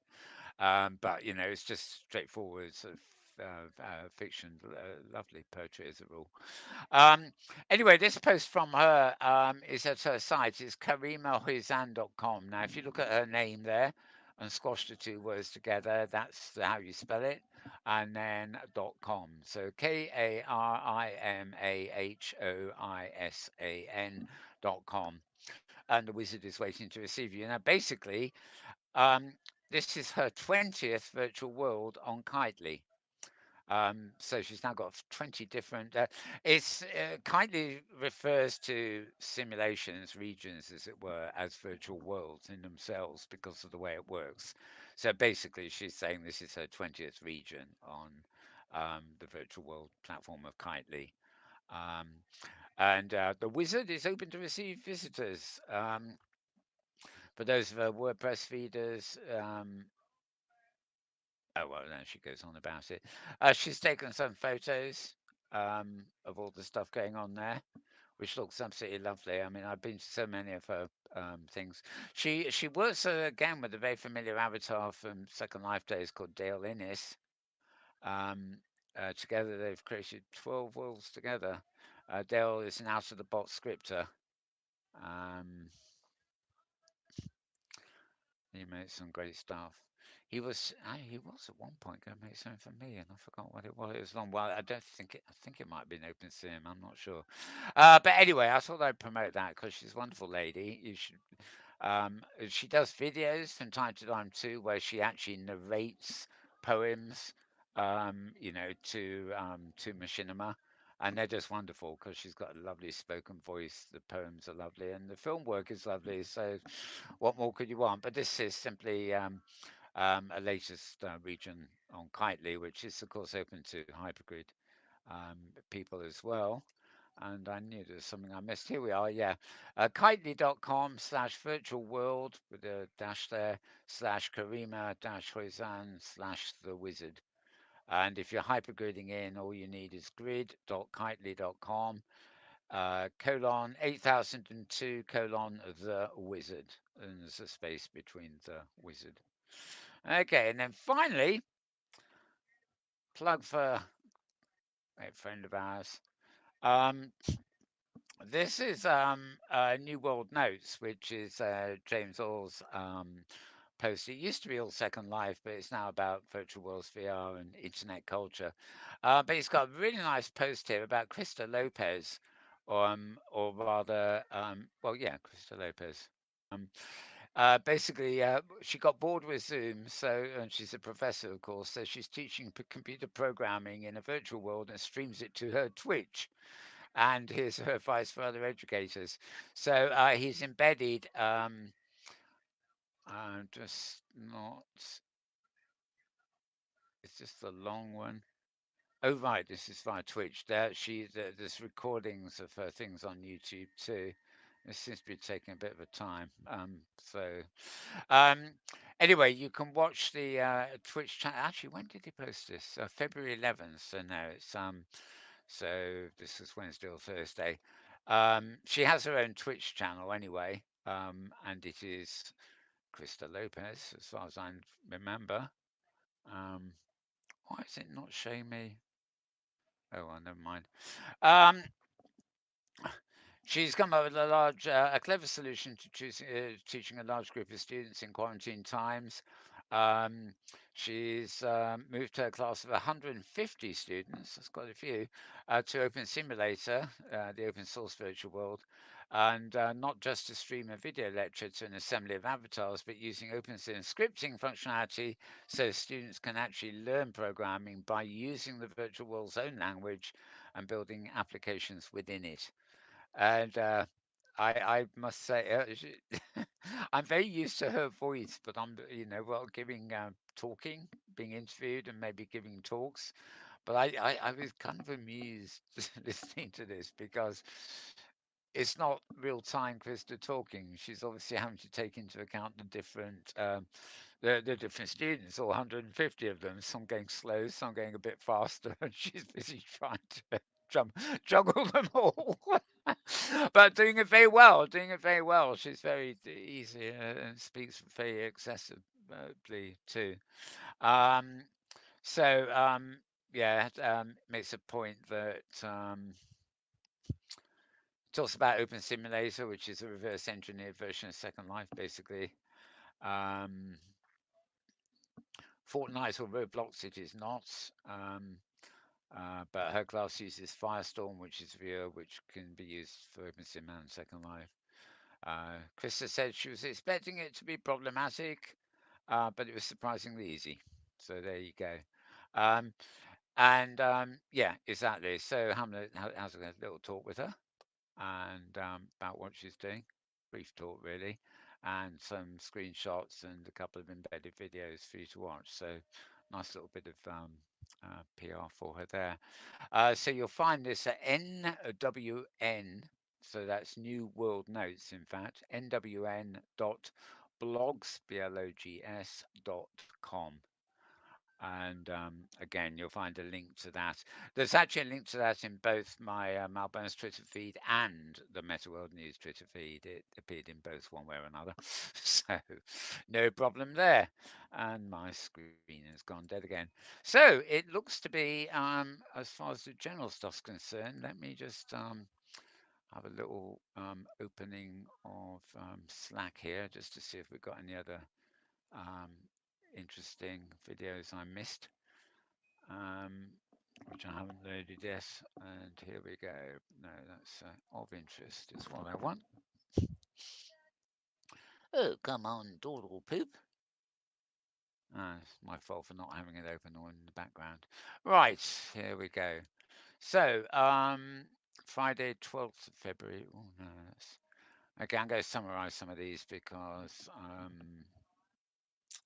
okay, we did Jim Perbrick's talk last week. Tuesday, 9th of February, right. We have one here which is 3D virtual reality synthesizer, the future of synthesis. Hi, about 20 years ago, I think right to the day 20 years ago, I did a big project, scientific project on virtual reality and composing in virtual space. So we built a big virtual cave, and then we had a Silicon Graphics workstation. There was a Unix system running on it, and we had a software by Fraunhofer Institute in Germany. And you took up on this shutter glass. Right. Um, Basically, this is music synthesizer, but 3D and sort of virtual reality too. Is this the future of synthesis? It's a 12-minute film by this chap, obviously, and yeah, despite the accent, very easy to follow. Um, Synth VR is a clever approach to 3D virtual synthesis, and he gives you a short demo as he walks you through it. The site is Students Music, right? You can read that Students Music, and you've got a subscribe button there, or if you just go to that account at YouTube, I'm sure you'll find this, presumably being one of the latest videos up there, as it were. Um, right, let's put that one away. Okay, moving on. Um, Virtual Sundance. Um, Exploring Sundance Film Festival in VR 2021. Hey everybody, Kyle from VR Scout here, coming to you straight from the 2021 Sundance Film Festival. What? The Sundance Film Festival during a pandemic? But how? Through virtual reality.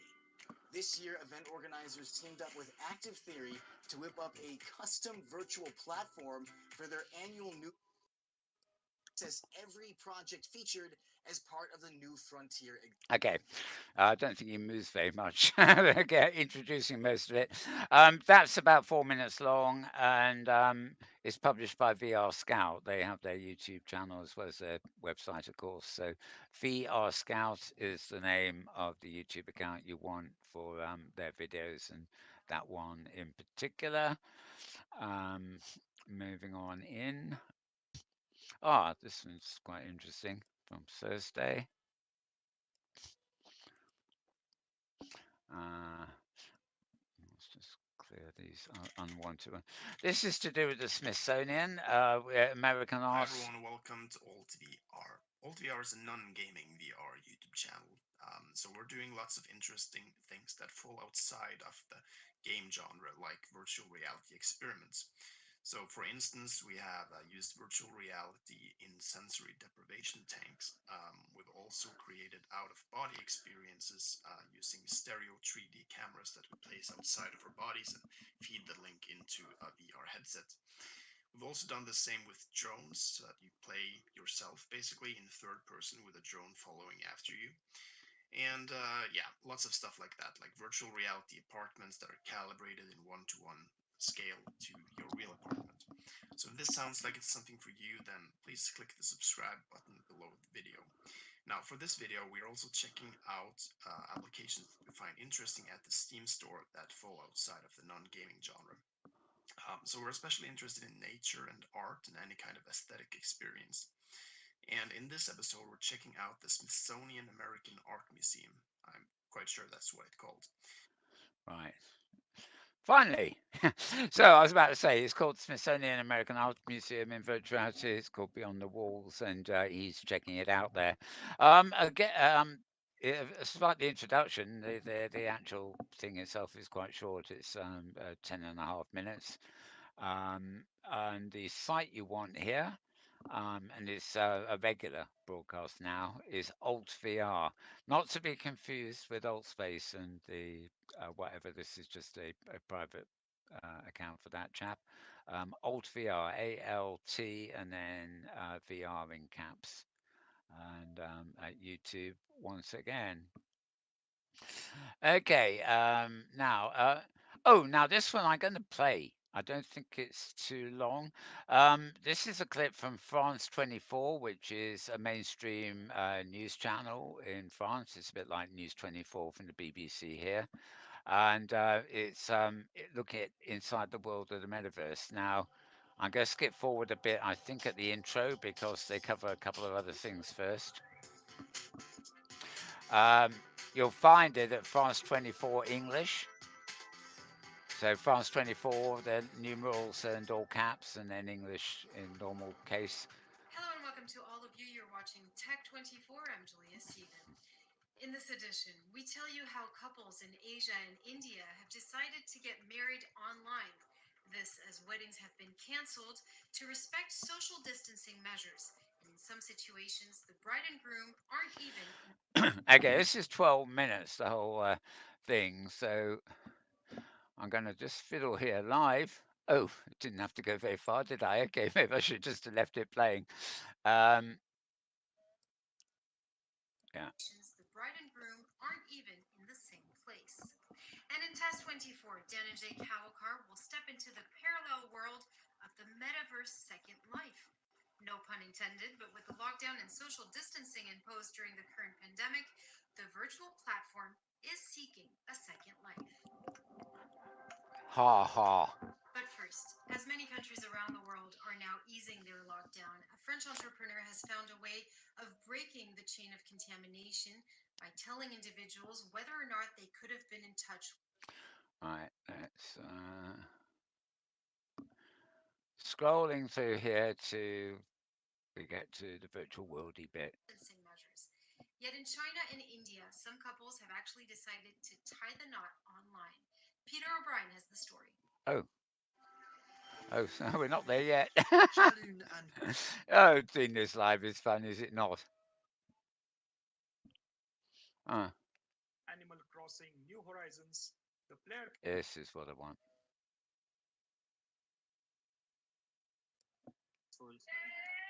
their online wedding was organised by the same website which arranged their first date. It's a promising new market in a country which celebrates 10 million marriages a year.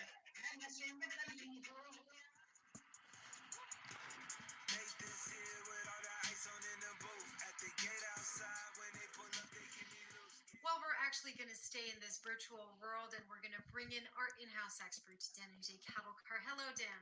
Hi, Julia. So tell us more about the metaverse. It's a concept that actually emerged several years ago. What is it all about? The term metaverse was coined in the 1992 science fiction novel Snow Crash by Neil Stephenson. It appears in the book for the first time at the back of a business card of the central character called Hero Protagonist. Metaverse is described as a computer generated universe where Hero spends a lot of time. 30 years on, the concept is no longer confined to the realm of science fiction.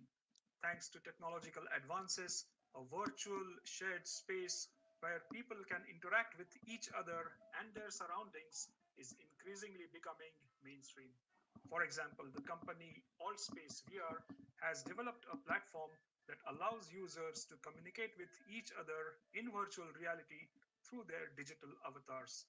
One can create and attend events and develop and experience worlds on this platform. In gaming too, the use of interactive, immersive environments has become popular. For example, in the game Animal Crossing New Horizons, the player character can perform different activities like fishing, building a bridge, or trading items besides interacting with other characters in the game. And the virtual world has also become a venue of choice for business events. One event called Laval Virtual World, which was held recently, saw 11,200 people participating in it. It consisted of business meetings, conferences, and seminars that were, of course, held in the virtual world. Back to you, Julia. Well, thank you very much, Dan and Jay Cattlecar. You're actually going to stay with us for Test 24, and you're going to take us inside a metaverse that's called Second Life. It's one of the first metaverse that was ever created in 2003.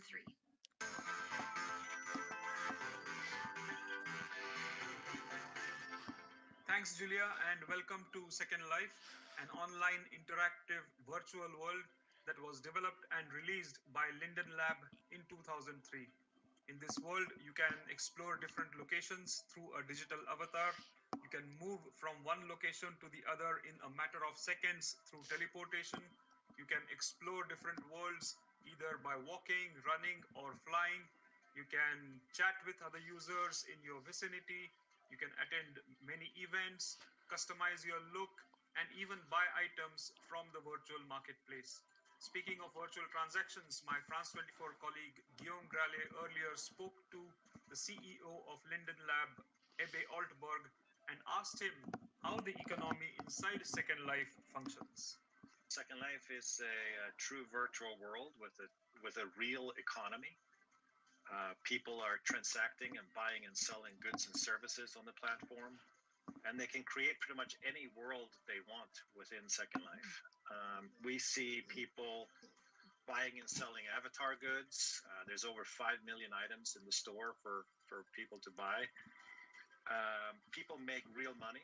Last year, creators and entertainers cashed out over $65 million in real money.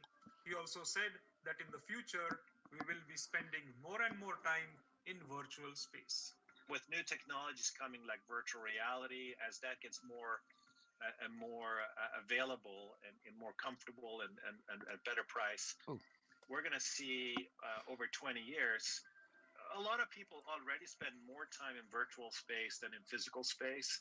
And in 20 years, it's going to be extremely normal for all of us to work, live, entertain, and socialize in virtual space. And so I feel we're in a very good place to help humanity of the future have more engaging, successful online lives. That was Ebbe Altberg, CEO of Linden Lab.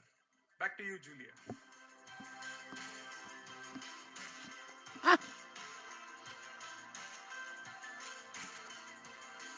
Well, thank you very much, Dan and Jay Cattlecar. That actually brings us to the end of this week's edition of Tech 24. We hope you.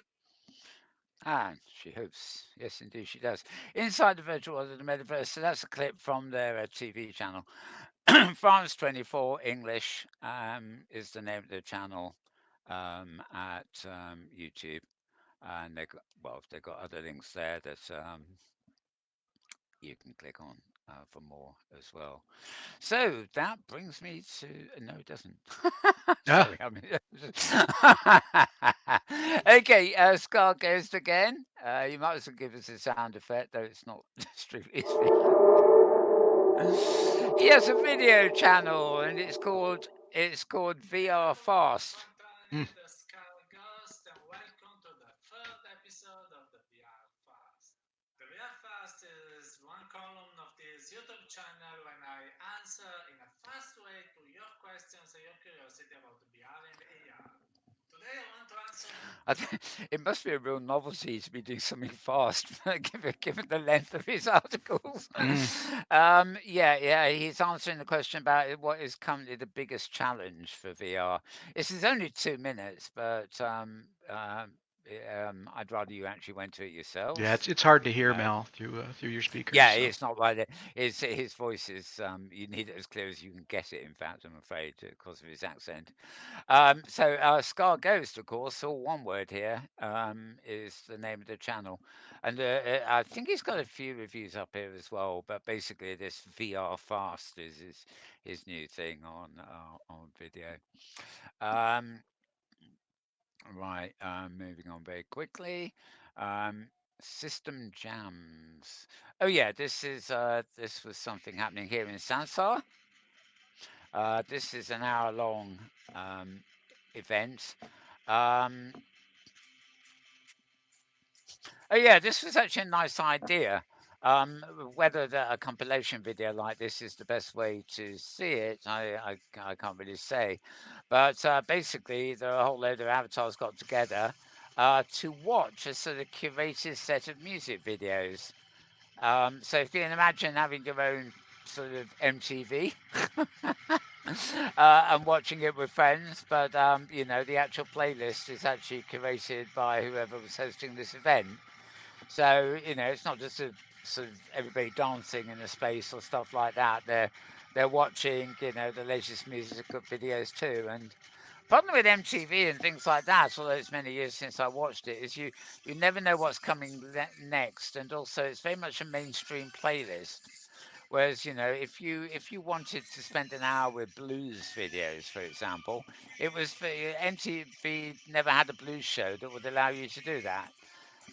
What you had to do was back in the day, what I did was I recorded them on VHS tape and then edited the tape so I had an hour-long playlist of blues, But when you do it in a virtual world and you've got somebody curating it, like you've got here, then the curator can literally have um, a blues playlist night, as it were. Sadly, this particular one this was not a blues playlist, and as you could probably hear, well, it may be your cup of tea, but it's not really mine. So I'm shuttering it. That seemed to be more like a heavy metal playlist Mm. and one I would actually care to. But anyway, that's here in Sansar. It's on the Sansar account there. It's also on Restream by the look of it, and you can come here into Sansar to the Siberian Amphitheatre. Right, that's like Psy as in psychedelic, and then and then Berian as in cyber and Siberia, and well, who knows?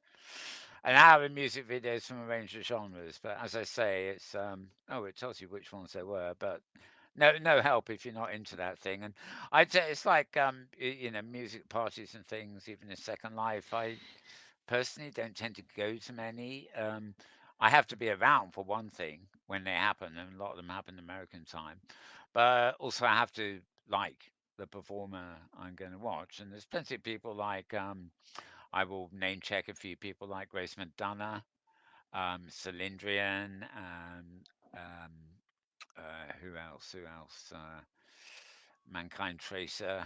Um, the people that I will quite happily go and see if I'm online, but I don't want to go and see the same person every night, kind of thing. It becomes just sort of tedious. It becomes more special when once in a blue moon you go to a little venue and you see somebody playing who's halfway decent. Another one I love is Dual Resistance because she just sits there playing a guitar. She's not particularly good, and it's her own lyrics too, but she's not bad at all. But it Hmm. feels like somebody you know is just sitting in the corner of your room, playing with you, playing to you, and the ambience it has to be can't be beaten. you know, listening to us. So swings and roundabouts, but you know the idea that's a curated playlist which might have a bit of heavy metal and a bit of pop and a bit of I don't know what wouldn't actually appeal to me because you don't know what you're going to get, and there must be 1,000 events online now where you can get get more of your own taste in music or something. um right, okay, sorry, so it's a quick diversion there. um okay, and finally today, um oh, we didn't post this. Okay. We have Golden F Crowns or Reality. VRs or anything like that. But I think if you can catch the game. This is oh, let's go. It's the F Reality VR podcast. Again, it's fairly weekly. Talking about the Apple VR headsets, Messy Human Avatars, the impact of App Lab, which is the store for independent store for Oculus, I guess. So they're talking all about that. It's a 2-hour conversation, so you need to stick with it. But it's all it's all very articulate and whatever. And I can't find my slider, can I? It's There we go. great. It's great when games socially experiment. Imagine getting teamed up with 8 kids. Oh, that would be horrible. We had Okay. Just fun, easy listening, no special effects or anything, just like a Zoom call, but all sorts of people, not super experts or anything, but just interesting people chatting together. And then again, all three of these I've got down for today. So the other one, the next one is Between Realities. This is the one with Between Space Realities is the YouTube channel you want for this. This is episode 7 of series 3, and it features um, somebody from Pixel Ripped. I'm going to move ahead. You will recognize the show as soon as I get a bit further in. There we are. Except it doesn't want to unpause. I think our broadcast frame is getting in its way. There we are. Mm-hmm. it did like, of course. I mean, straight up, like straight up. By the way, before we go any further, the headphones, like the bangs, the whole look right now, on point. You're looking great. So thanks for wearing the proper accessories and stuff. No, but it's true. I almost half expected to see the helmet when the video connected. Okay, I'm not quite sure. I'm not overly familiar with Pixel Ripped. Apparently, they're talking about sharing gaming memories of the good old days. She doesn't look old enough to have a good old days, but never mind. That's usually a good listen too, but it is 90 minutes long. So again, our suggestion, if you use YouTube, is to make a playlist of these things as they come up in the week, and sort of add them to the playlist, and then sort of treat yourself to a whole half day or something, watching everything you've tagged during the week. So you sort of get in the mood for the programs, and you can focus on being a TV watcher, if you see what I mean. before getting back to whatever else you do. Um, that's really the only way I can do it now. If I get if it's short, I just pick it up when the feed comes in. But if it's long, I'm too busy news hunting to want to take time off to do it. So I simply tag it into a playlist that I can then watch at my leisure when I feel like spending a few hours with XR videos and stuff. And the final one, of course, again from today, is This Week in XR, which is the video version of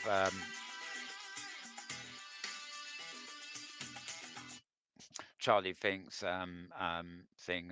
Well, the Week in XR that he has on Forbes is one thing. The Week in XR here is very much a different thing. But so he's accompanied by Ted Schilowitz, who's Paramount Pictures futurist, and they always have a guest. And the guest this week is Eric Shamlin, um,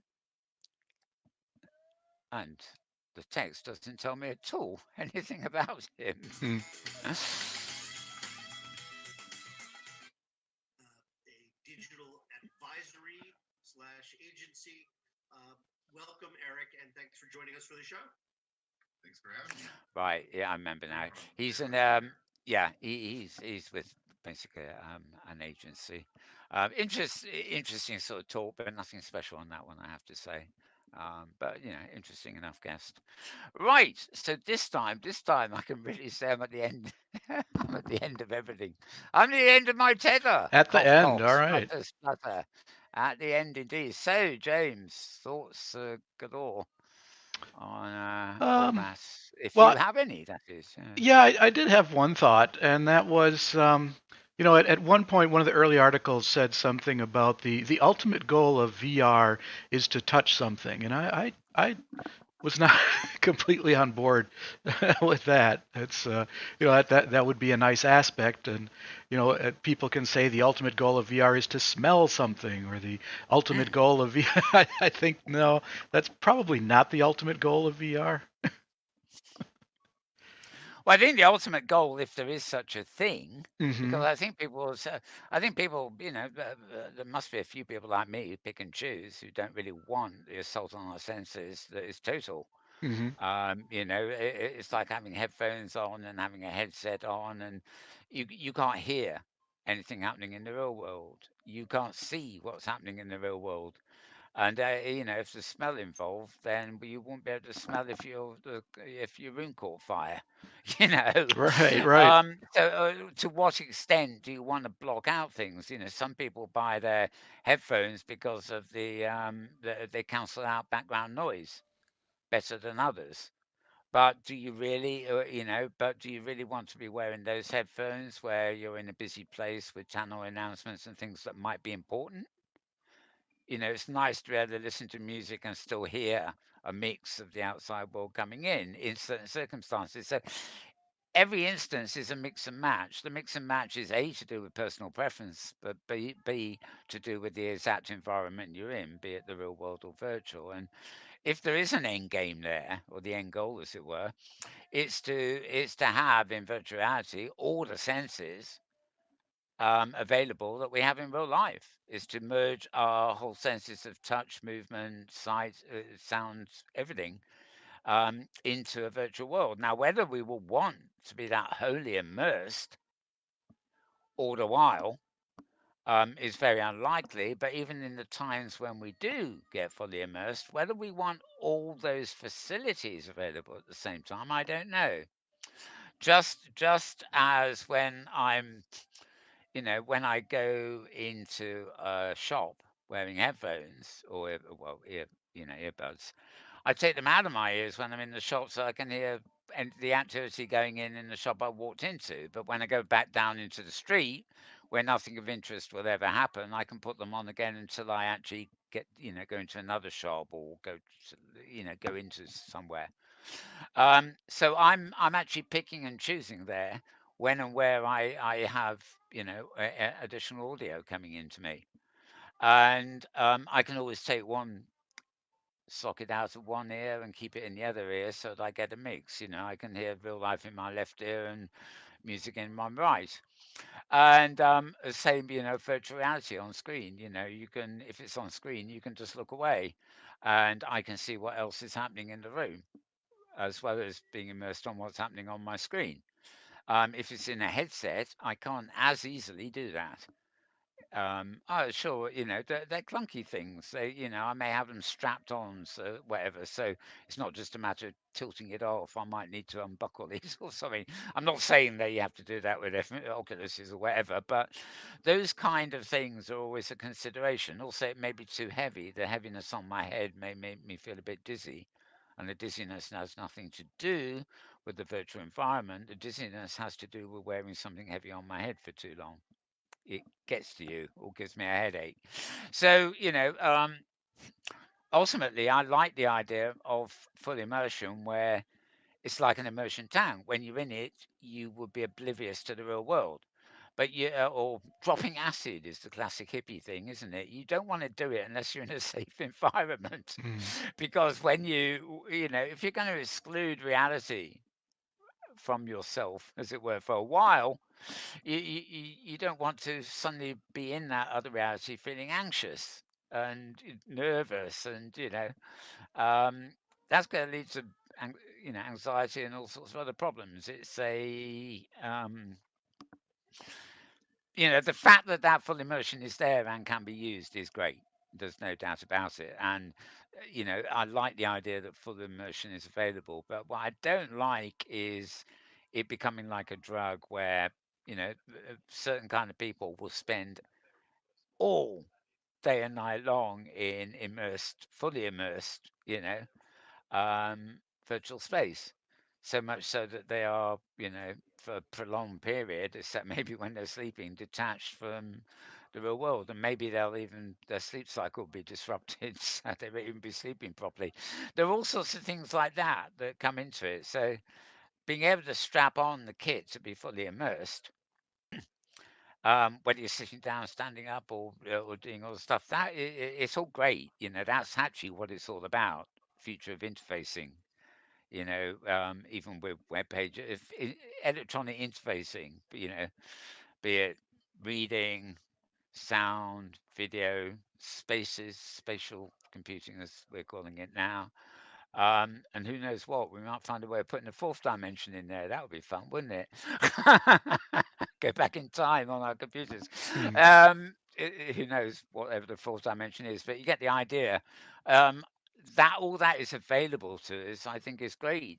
Look at the post about scientists using it to study, the molecules, and things like being able to examine viruses and things in huge detail to work out stuff they only work out through planning and screen sharing and Zoom chat at the moment. I mean, I'm sure there are enhancements there, Um, so I think it's really important we're moving into all this technology, but I also think it needs to be on demand, and also we as people, wherever we are in the world, whatever our circumstances, need the self discipline to know and we want it on demand, be it for entertainment or work or whatever. We don't want the technology to lead us.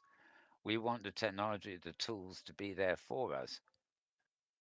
And that used to be the case with the web. That's been corrupted already, but it's certainly, I would say, the case for future of virtual spaces too.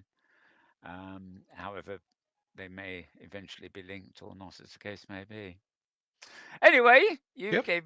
you cued me for another speech, Yep. another jump down the rabbit hole. Yep. What else? Oh, that's it. That's That's enough for it. me.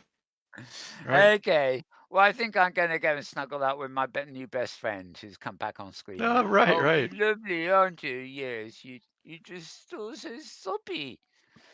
Yeah. Okay. Well, I think that's it. We will be back same time, same place next week. For those of you who don't know, we are live at 7 p. No, that's in the UK. 7 p.m. in the UK is what time is it? Yeah, 11 a.m. Pacific in America. And we have a studio that you can come and sit in and watch us if you really want. You can join all these other wonderful people who are here with us, can't they, James? Um, I guess we'd have to find them. Help them Yeah, find but us. Yeah. yeah, where are they? Come on, audience, where are you? Well, we have the chairs. We have plenty of chairs. They've all gone silent. Oh, no, I'm Yeah. just getting used to all that wonderful Oh, you're applause. talking audio. I was looking at the picture. Here they are. They've just Oh, shown up. you were looking at the picture of my pussycat. Yeah. Hey. Anyway, you can join our live audience if you really want to at 11 a.m. Pacific time in Sansar. The region we're in is you better give it James. I can't remember Oh, the you're gonna exact spelling. At Loud challenge Lab or me. Loud Let's Lab. see here. Favorite Loud Lab 1. No spaces. Right. Loud Lab 1. Yeah. So just go when you're in. When you're in Sansar, you just click the events or the places thing and Loud Lab 1. Yeah. Right. Okay. So we will be back here, same time, same place next week with another week's full of news and reviews and everything else. And until then, it's goodbye from him. And it's goodbye from him. Indeed. Because it's the two of us. And it's XR, it's VR, it's AR, it's MR. But there's just no doubting. There's no doubting it. We We are. are. Yes, we are indeed. So keep safe, folks. Look after yourselves. Keep well, stay healthy, stay indoors, everything else you're meant to do, and just make the best of the 7 days about to descend upon us. And we will see you 7 days hence. Bye for now.